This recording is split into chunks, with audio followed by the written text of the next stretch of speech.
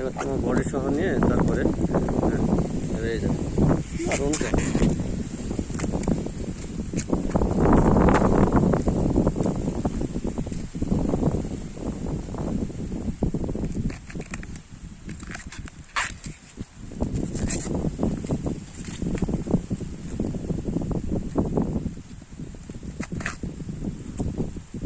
একই ক্যামেরা তোমারটা তো।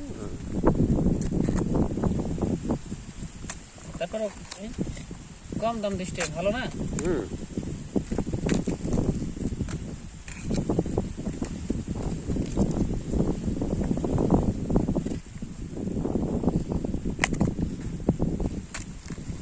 এগুলো গরু ছাগলের ঘাস, গরু ছাগল কম নিয়ে গেলে খাবে না, এই যে পাতা এগুলো এই মশার। সেগুলো গরু ছাগল তো খেতেই পারে, কিন্তু কিন্তু মানুষও খাওয়া যাবে যেগুলো রান্না করে খুবই স্বাদ লাগবে খেতে। গরু ছাগলে খাওয়ানো যাবে, এটাই আমি ভাবছি যে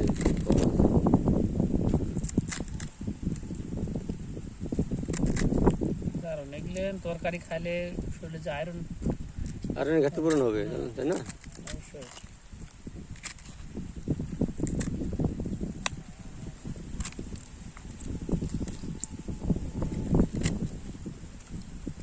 মানে কিছুদিন আগে কাটার কারণে আয়রনগুলো ছেড়ে দিচ্ছে, আলাদা কিছু না, কিন্তু এগুলো না আয়রন, কালো এটা আয়রন। হ্যাঁ আয়রনের জন্য।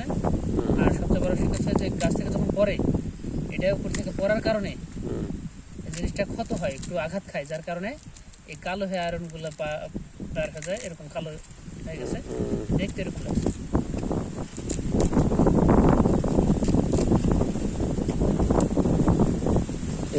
এর ভিতরের যে অংশটা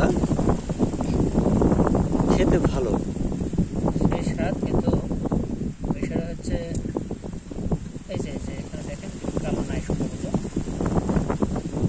এগুলো খাইলে খাওয়া যাবে, ধরেন ক্যামেরা ধরেছি তো। খাওয়া যাবে জানো না,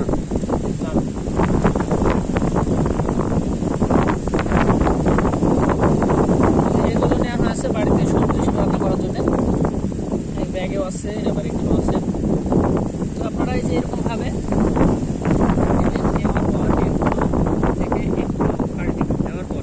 এই যে বড় ফুলটি দেখতে পাচ্ছেন, এটি রান্না করার পরে একটু শক্ত থাকে, যার কারণে আমরা এগুলো বেছে ফেলে দিই।